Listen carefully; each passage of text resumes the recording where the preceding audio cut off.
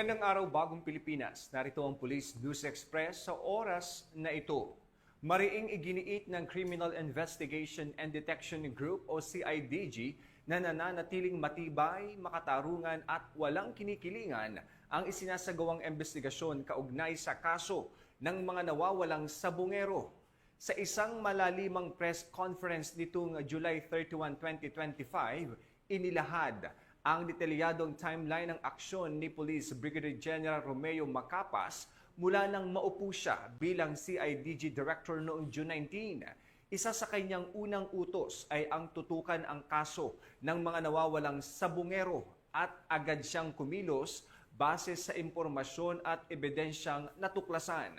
Ayon sa CIDG, matagumpay nilang naaresto at naibalik sa bansa ang 2 taong itinuturing na missing link sa kaso, sina Jose Patidongan at Ella Kim Patidongan na na-identify mula sa CCTV footages ng ATM withdrawals at pag-escort sa isa sa mga biktima.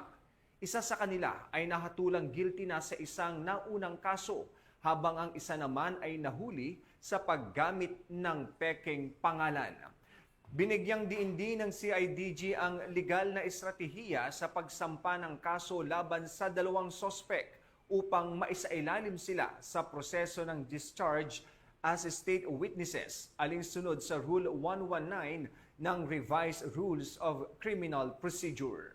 Dagdag pa ng PNP, kahit noong 2022 pa sinimulan ang investigasyon, hindi kailanman bumitaw ang CIDG. Sa katunayan, sa ilalim ng bagong pamantayan ng DC-20, isang klasifikasyon para sa mga kaso ng high risk, high profile at malalaking krimen tulad ng droga, terorismo at money laundering, mas mataas ang antas ng ebidensyang kinakailangan upang maisampa ang kaso.